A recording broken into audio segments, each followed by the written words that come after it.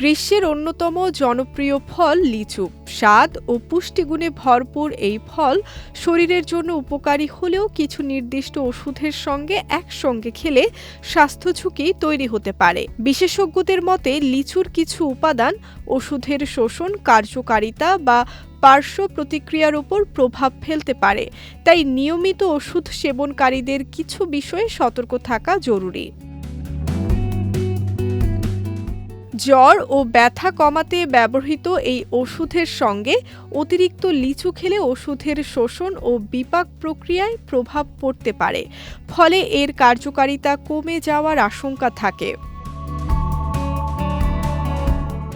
Diabetes নিয়ন্ত্রণে ব্যবহৃত এই ওষুধ গ্রহণকারীদের লিচু খাওয়ার ক্ষেত্রে সতর্ক থাকা উচিত, কারণ লিচুতে থাকা প্রাকৃতিক চিনি রক্তে শর্করার মাত্রা বাড়াতে পারে এবং ওষুধের কার্যকারিতাকে প্রভাবিত করতে পারে।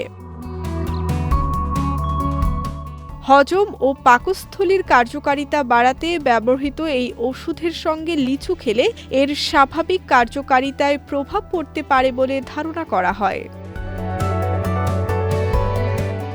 রক্ত জমাট বাঁধার সমস্যায় ব্যবহৃত এই ওষুধের ক্ষেত্রে খাদ্যাভ্যাস নিয়ে বাড়তি সতর্কতা প্রয়োজন। লিচুর কিছু উপাদান ওষুধের কার্যকারিতার সঙ্গে বিরূপ প্রতিক্রিয়া তৈরি করতে পারে। ব্যথা, জ্বর ও রক্ত জমাট বাঁধা প্রতিরোধে ব্যবহৃত অ্যাসপিরিনের সঙ্গে অতিরিক্ত লিচু খেলে পাকস্থলীতে অস্বস্তি, অম্লতা বা অন্যান্য পার্শ্ব প্রতিক্রিয়ার ঝুঁকি বাড়তে পারে।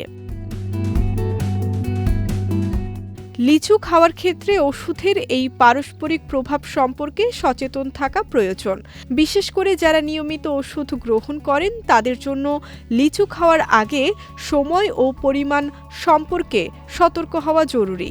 যদি নির্দিষ্ট ওষুধ চলাকালীন লিচু খেতেই হয় তবে চিকিৎসক বা ফার্মাসিস্টের পরামর্শ নেওয়া উচিত। এতে খাদ্য ও ওষুধের সঠিক ভারসাম্য বজায় রাখা সম্ভব হয় এবং স্বাস্থ্য ঝুঁকি কমে।